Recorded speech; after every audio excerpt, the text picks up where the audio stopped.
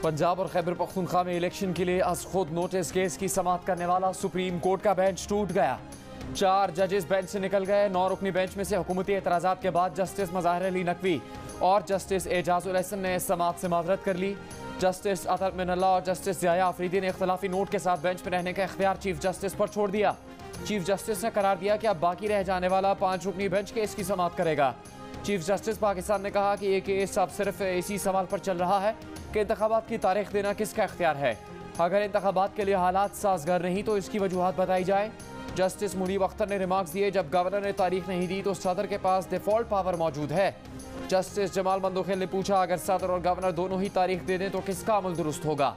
Justice Munib Akhtar ने कहा, governor assembly तहलील करके तारीख ना दे तो अदालत हुक्म दे सकती है।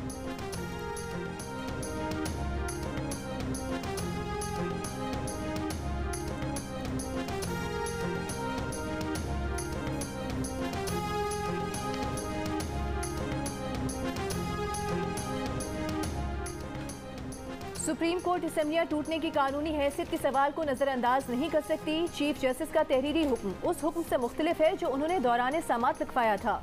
जस्टिस अतर मिनल्ला का इजाफी नोट। जस्टिस अतर मिनल्ला ने कहा कि सूबाई असेंबलियों के इलेक्शन का मामला सुनने से पहले असेंबलियां टूटने की कानूनी हैसियत का तयन किया जाना जरूरी है।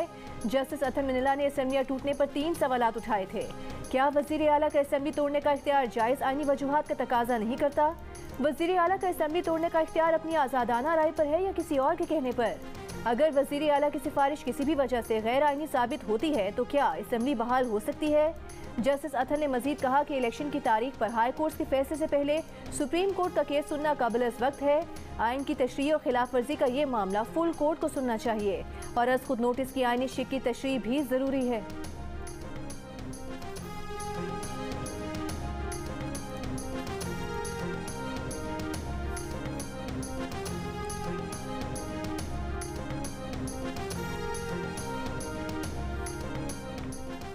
जस्टिस मंसूर अली शाह का चीफ जस्टिस का खुद नोटिस लेने और बेंच की तश्कील पर तहफ़्फ़ुज़ात का इजहार। अपने इजाफी नोट में जस्टिस मंसूर ने कहा, आज खुद notice case civil servant case सुनने वाले 2 रुकनी बेंच की सिफारिश पर लिया गया। 2 मुअज़्ज़िज़ जजेस जो मामला सुन रहे थे उसका इलेक्शन की तारीख से कोई ताल्लुक नहीं था। इस बेंच के ऑर्डर से यह तासुर बना कि उन्होंने इलेक्शन के लिए बिला ज़रूरत दिलचस्पी दिखाई।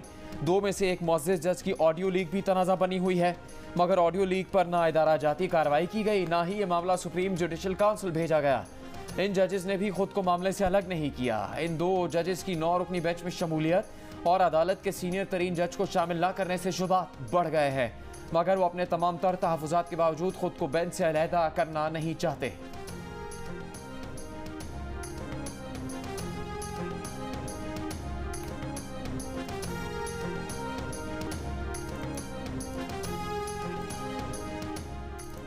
इलेक्शन की तारीख के मामले पर हाई कोर्ट के फैसले से पहले आज खुद नोटिस लेना नामुनासिब है।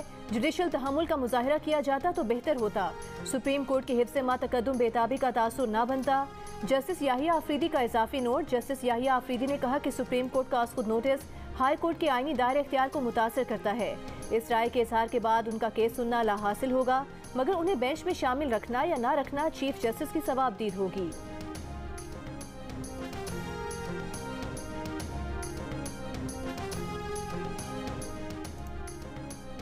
जस्टिस जमाल मंदोखेल का भी आज खुद नोटिस लेने और 2 साथी जजेस की सिफारिश पर तहफ़्फ़ुज़ात का इजहार। अपने इजाफी नोट में जस्टिस जमाल ने कहा, जस्टिस एजाजुल एहसन और जस्टिस मज़ाहिर नकवी ने गुलाम महमूद डोगर केस का फरीक न होने के बावजूद चीफ इलेक्शन कमिश्नर को तलब किया। केस का इलेक्शन से कोई ताल्लुक न होने के बावजूद चीफ इलेक्शन कमिश्नर से पंजाब असेंबली के इलेक्शन का पूछा और इनके जवाब को देखे बगैर ही चीफ जस्टिस को आज खुद नोटिस लेने की सिफारिश की।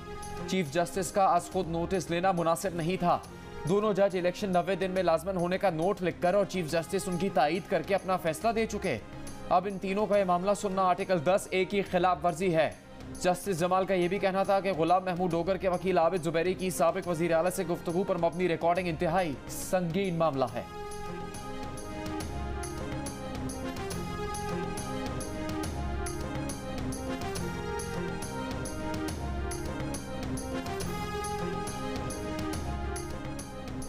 आज खुद नोटिस केस में जस्टिस जमाल मंदोखेल ने इस्तफसार किया कि अगर मुल्क के पास इंतखाबात कराने के पैसे न हों तो क्या होगा। जस्टिस मुनीब बोले, ताजुब है, मुल्क में क्रिकेट खेलने के पैसे हैं लेकिन इंतखाबात के लिए नहीं। जस्टिस मंसूर अली शाह ने पूछा कि इलेक्शन कमीशन को आइन की कौन सी शिक इंतखाबात ना कराने का इख्तियार देती है। तहरीक इंसाफ के वकील बैरिस्टर अली जफर ने कहा कि इंतखाबात को हर सूरत वक्त पर होना होता है। तुर्की में इतना बड़ा ज़ल्ज़ला आया फिर भी सदर उर्दवान ने इंतखाबात का ऐलान किया।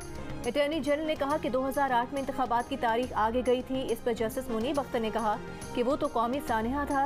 अटॉर्नी जनरल ने कहा कि अगर आज इलेक्शन का ऐलान करेंगे तो 90 दिन की हद पर अमल नहीं हो सकता। किसी सूरत 25 अप्रैल से पहले इंतखाबात नहीं हो सकते। चीफ जस्टिस ने रिमार्क्स दिए कि हम किसी न किसी नुक्ते पर पहुंच रहे हैं। जहां आइन खामोश है वहां कानून मौजूद है। कल केस खत्म करना चाहते हैं। समाअत कल तक मुलतवी।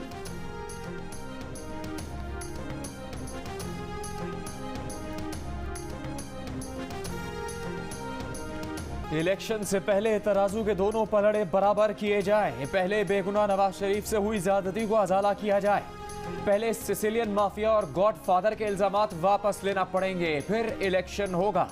नवाज शरीफ को गॉडफादर कहा गया, बेटे से तनख्वाह न लेने पर चलता किया गया। है कोई जो मेरे मुल्क में इंसाफ करे? मरियम नवाज का साहिवाल में जलसायाम से खिताब। कहा पहले घड़ी चोर इंसाफ के कटहरे में खड़ा होगा, फिर इलेक्शन होगा। इमरान खान पर तनकीद करते हुए कहा औलाद छुपाने जैसा झूठ पाकिस्तान के किसी वजीर आजम ने कौम से नहीं बोला। नवाज शरीफ की बेटी तो आपके सामने खड़ी है, इमरान खान की बेटी किधर है? मरियम नवाज ने फिर इल्जाम लगाया कि इमरान खान को आज भी जनरल रिटायर्ड फैज हमीद की बाकियात बचा रही हैं। बाबा रहमत आज भी अदलिया में अपने लगाए हुए मोहरों से काम ले रहा है। इलेक्शन मांगते हो तो असेंबलियां तोड़ते क्यों हो?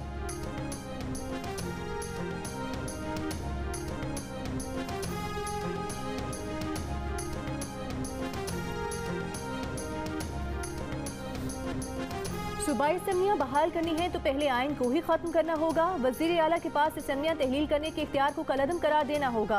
अगर असेंबलियां दोबारा बहाल हुई तो दोबारा तहलील कर दी जाएंगी। तहरीक इंसाफ के फवाद चौधरी की मीडिया से गुफ्तगू। शीरी मजारी ने कहा कि समझ नहीं आई पंजाब असेंबली दोबारा बहाली की बातें करने की क्या मंतक है। शेख रशीद ने कहा कि चोर लुटेरे कहेंगे कि बेंच बनाओ, पापड़ वाले दही बड़े वाले इस काबिल हो गए कि सुप्रीम कोर्ट के खिलाफ जुबान इस्तेमाल करें।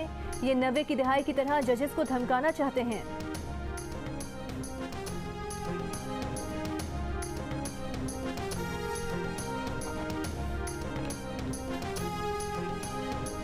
इमरान खान सेशन कोर्ट इस्लामाबाद में आज पेश नहीं हो सकते। कल सात वाली अदालत में पेश होंगे। वकील बाबर अवान की इक़दाम कत्ल के मुकदमे में इमरान खान की आज हाजिरी से इस्तिस्ना की दरख्वास्त। जज ने बरहमी का इजहार करते हुए कहा आज तक अदालती तारीख में नहीं हुआ कि मैं किसी और अदालत में जाकर बैठ जाऊं। मैं सात वाली अदालत में भी जाकर नहीं बैठ सकता। बयान हल्फी दें कि इमरान खान कल मेरी अदालत में पेश होंगे।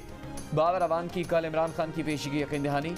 इमरान खान की आज हाजिरी से इस्तिस्ना की दरख्वास्त मंजूर। जज ने SHO को हिदायत की कि इंसाफ के साथ तफ्तीश करने से डरना नहीं। इमरान खान गुनाहगार हैं तो गुनाहगार कहना, इंसाफ करना। समाअत कल तक मुलतवी।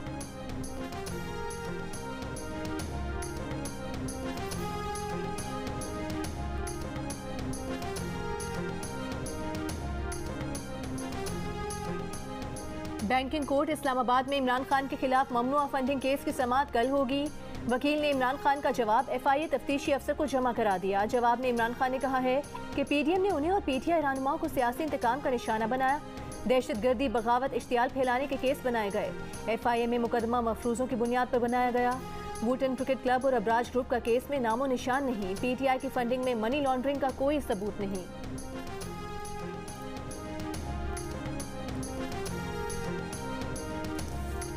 तहरीक इंसाफ की जेल भरो तहरीक का छठा दिन। सरगोदा में सिर्फ 30 अफराद ने गिरफ्तारी दी। आज भी रहनुमाओं ने तस्वीरें बनाई लेकिन बेशतर रहनुमा गिरफ्तारी दे बगैर वापस चले गए। बाज़ कारकुन पार्टी नगमों पर रक्स करके चले गए। गुजरावाला में गुज़श्ता रोज़ गिरफ्तार किए गए तहरीक इंसाफ कारकुनों को दूसरे अजला की जेलों में भेज दिया गया। 40 अफराद को पाकपतन, 75 को लोधरा जेल मुंतकिल कर दिया गया। जेल भरो तहरीक में अब तक लाहौर से 80, पिंडी से 41 और गुजरावाला से 69 गिरफ्तारियाँ हुई हैं। पेशावर और मुल्तान से किसी ने गिरफ्तारी नहीं दी।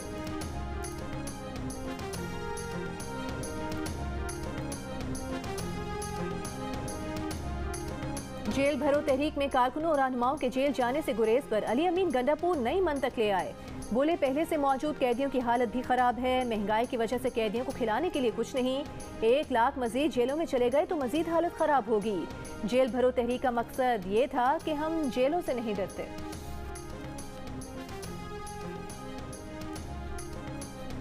Lieutenant general retired Amjad Shoaib के खिलाफ इदारों को बगावत पर उकसाने का केस। सेशन कोर्ट इस्लामाबाद ने अमजद शुएब को 3 रोज़ा जिस्मानी रिमांड पर पुलिस के हवाले कर दिया। Lieutenant general retired Amjad Shoaib को गुज़श्ता रोज़ गिरफ्तार किया गया था। मुकदमे के मुताबिक अमजद शुएब को टीवी प्रोग्राम्स में आवाम को बगावत पर उकसाने, सरकारी मुलाजमीन और अपोजिशन को सरकारी कानूनी फ़राइज़ से रोकने और बेचैनी, बदअमनी, इंतशार पैदा करने के इल्ज़ाम में गिरफ्तार किया गया। अमजद शुएब के खिलाफ थाना रमदा में मुकदमा दर्ज है।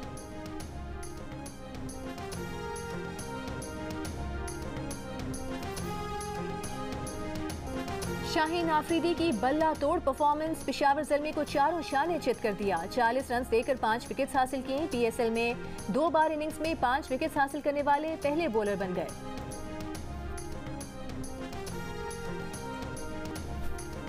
वही शाहीन, वही बाबर, वही क्लीन बोल्ड। शाहीन आफरीदी ने बाबर आजम का सहर तोड़ दिया, कप्तान को क्लीन बोल्ड कर दिया। पीएसएल के 8वें एडिशन से पहले 6ठे एडिशन में भी शाहीन आफरीदी इसी अंदाज में बाबर आजम को क्लीन बोल्ड कर चुके।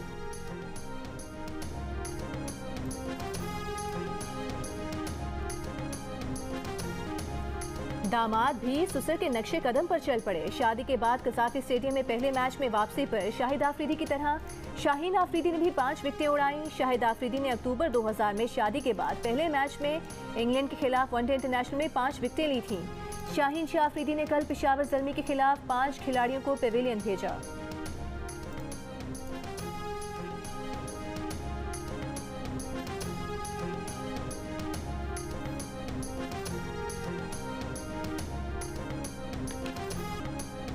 शाहीन शाह आफरीदी की बॉलिंग ने मोहम्मद हारिस का सॉफ्टवेयर अपडेट कर दिया। बैट्समैन ने खुद कह दिया शाहीन आफरीदी को दाद दिए बगैर नहीं रह सके। मोहम्मद हारिस ने पहले कहा था Shaheen Afridi world class bowler है, लेकिन वो बॉलर की पिटाई करके दबाव में ले आते हैं। मैच के बाद शाहीन आफरीदी और हारिस के दरमियान दिलचस्प मुकालमा भी हुआ।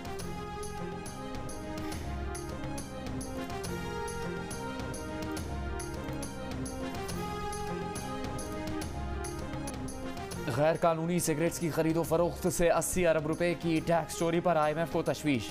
वज़ीर आज़म ने गैर कानूनी सिगरेट्स की फैक्ट्रीज के खिलाफ कार्रवाई की हिदायत कर दी। FBR को तमाम सिगरेट्स फैक्ट्रीज पर ट्रैक एंड ट्रेस सिस्टम जल्द लगाने की हिदायत।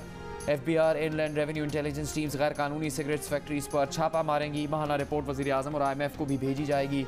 IMF को सिगरेट कंपनीज को ट्रैक एंड ट्रेस सिस्टम से जल्द मुंसलिक करने की यकीन दहानी करवा दी गई। 2 दर्जन से ज़्यादा सिगरेट्स मैन्युफैक्चरिंग कंपनीज अब तक ट्रैक एंड ट्रेस सिस्टम में शामिल नहीं हैं।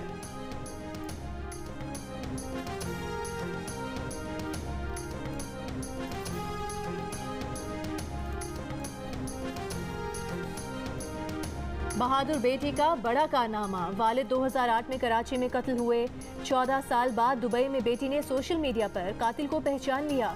शवाहिद जमा किए, दुबई पुलिस को इत्तला दी, कातिल को गिरफ्तार करवा दिया।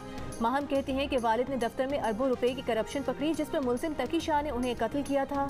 अब माहम मुलजिम को पाकिस्तानी हुकाम के हवाले करवाना चाहती हैं ताकि मुलजिम पर पाकिस्तान में मुकदमा चले। माहम ने वज़ीर ख़ारिजा बिलावल भुट्टो ज़रदारी से भी सोशल मीडिया पर राबता किया, जिसका वज़ीर ख़ारिजा ने फौरी एक्शन भी लिया। माहम को धमकियाँ भी मिली, बहुत प्रेशराइज भी किया गया, मगर वो कहती हैं कि अब वो किसी से नहीं डरती, चाहे जान ही क्यों ना चली जाए। वालिद के कातिल को उसके मंतकी अंजाम तक पहुँचा के रहेंगी।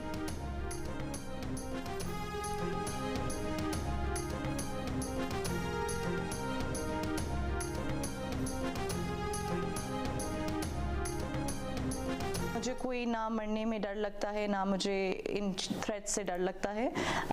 मैं एक मिशन पे हूँ, मिशन पे हर चीज़ें होती हैं, थ्रेट्स मिलते हैं, हर चीज़ होती है, लेकिन at the end of the day goal मेरा जस्टिस है। इसमें बेशक मेरी जान क्यों ना ही चली जाए, मैं जस्टिस लेके रहूँगी। तुर्की से इटली जाने वाले गैर कानूनी महाजरीन की कश्ती समंदर में चट्टान से टकराने से जाम बहक अफराद की तादाद 59 हो गई। मरने वालों में 28 पाकिस्तानी भी शामिल हैं, जिनका ताल्लुक गुजरात से है। ये बरास्ता दुबई लीबिया पहुंचे। FI के मुताबिक वाक़े में मुलविस एजेंट्स की गिरफ्तारी के लिए मुख्तलिफ टीम्स तश्कील दे दी गई हैं। वज़ीर आज़म शहबाज शरीफ का साने पर इज़हार तशवीश। दफ्तर ख़ारजा को जल्द अज जल्द हक़ाइक़ का तयन करने और कौम को एतमाद में लेने की हिदायत। कश्ती में सवार अफराद में से 81 जिंदा बच गए, 20 अस्पताल में ज़ेर इलाज। कश्ती में सवार तमाम अफराद का ताल्लुक पाकिस्तान, अफगानिस्तान और सोमालिया से बताया गया है।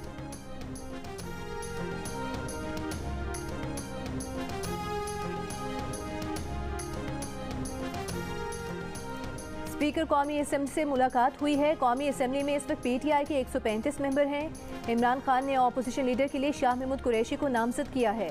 रहनुमा तहरीक इंसाफ फवाद चौधरी की पार्लियामेंट हाउस के बाहर मीडिया से गुफ्तगू। पीटीआई रहनुमा आमिर डोगर ने स्पीकर कौमी असम्बली राजा परवेज अशरफ को खत लिख दिया। कहा, तहरीक इंसाफ ने शाह महमूद कुरैशी को कौमी असम्बली में ऑपोजिशन लीडर नामजद किया है। लाहौर हाई कोर्ट के हुक्मनामे के बाद पीटीआई कौमी असम्बली में सबसे बड़ी ऑपोजिशन जमात है। कौमी असम्बली में ऑपोजिशन लीडर को तब्दील करने का अमल फौरी शुरू किया जाए।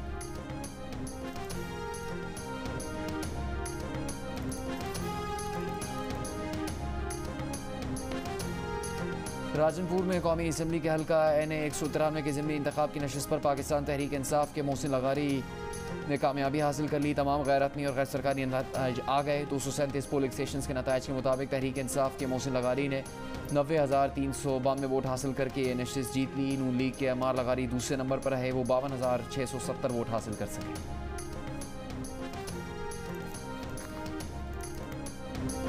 विफाकी वज़ीर इत्तलात मरीम औरंगज़ेब का कहना है कि जीत जाएं तो फतह का जश्न और हार जाएं तो इलेक्शन कमीशन के बाहर धरना। इल्ज़ामात। इमरान खान का इल्ज़ाम दफन हो गया कि निगरान हुकूमत शफाफ गैर जानिबदाराना इंतखाबात नहीं करा सकती। ये बड़ी कामयाबी है जिसका इमरान खान ने एतराफ़ कर लिया है। 2018 में NA 193 में मुस्लिम लीग नून का कोई उम्मीदवार नहीं था। गुज़िश्ता रोज़ पहली बार इस हल्के से 53,000 वोट लेने पर वोटर्स का शुक्रिया अदा करते हैं।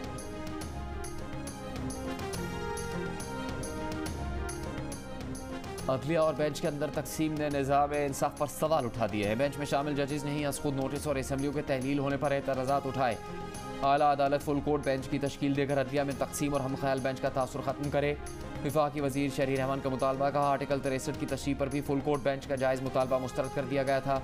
इस फैसले की वजह से एक जमात को फ़ायदा हुआ और अदालत में तकसीम खुलकर सामने आ गई। एक बार फिर मुअज़्ज़ज़ अदलिया को अपना तकसीम शुदा और मतनाज़ तासुर ज़ाहिल करने की ज़रूरत है।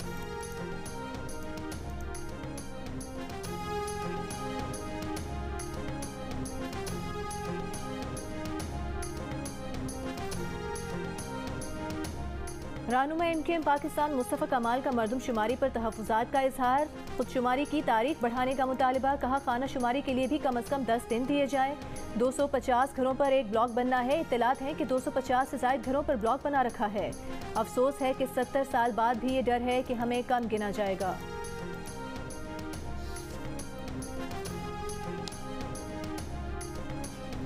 महंगाई के खिलाफ TLP की जुज़वी हड़ताल। कराची के इलाकों कोरंगी, मलीर और रंगी टाउन में कारोबारी ज़िंदगी मुतासर। बल्दिया Hub river road Korangi 2.5 number में हंगामा रही। मुश्तइल अफराद ने पेट्रोल पंप्स बंद करवा दिए। हैदराबाद, सक्खर, नवाबशाह, जैकबाबाद, बदीन, खैरपुर, ठट्टा, सजावल, बोट की, मीरपुर, माथेरो, दादू समेत कई शहरों में मरकजी मार्केट्स, कारोबार, पेट्रोल पंप्स बंद।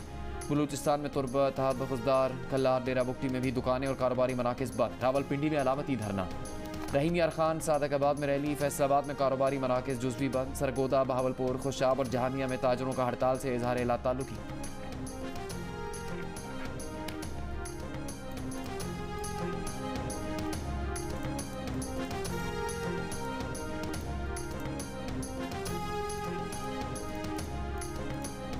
हरनाई में खौस कोल माइंस एरिया में मुसल्लह अफराद की कानकनों पर फायरिंग। 4 मजदूर जाँ बहक, 3 जख्मी।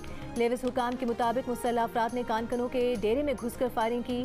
कोयले की 11 कानों को भी आग लगा दी। इलाके की नाकाबंदी करके मुल्जिमान की तलाश जारी।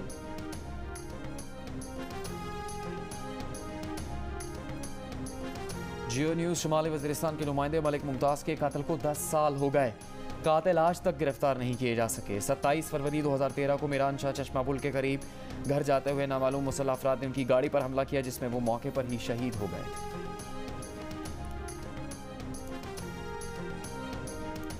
मुल्क भर में ऑपरेशन स्विफ्ट रिटॉर्ट के हवाले से तकरीबात में लोगों का पाक फौज से इजहार यकजहती। तलबा ने कश्मीर बनेगा पाकिस्तान, पाक फौज जिंदाबाद और भारत मुखालिफ नारे लगाए। मीरपुर, कोटली, समानी सेक्टर में मुख्तलिफ सेमिनार्स और तकरीबात का इनेकाद किया गया, जिनमें पाकिस्तान और कश्मीर के इस्तेहकाम के लिए दुआएं की गईं।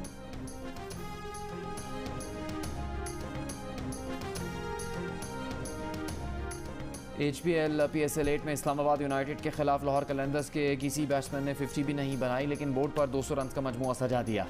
अब्दुल्ला शफीक 45, फ़खर जमान 36 और सैम बिलिंग्स 33 रन के साथ नुमाया रहे। टॉम करन ने 3 विकेट्स हासिल की। 201 रन के ताक़ुब में इस्लामाबाद यूनाइटेड की बैटिंग जारी। और अदाकारा उशना शाह की अपनी शादी पर डांस की वीडियो की सोशल मीडिया पर धूम। उशना शाह और हमजा अमीन की शादी में शोबिस की मारूफ शख्सियात की शिरकत। सजल, सबूर, इकरा, कुबरा खान और जारा नूर अब्बास की सजधज ने 4 चांद लगा दिए।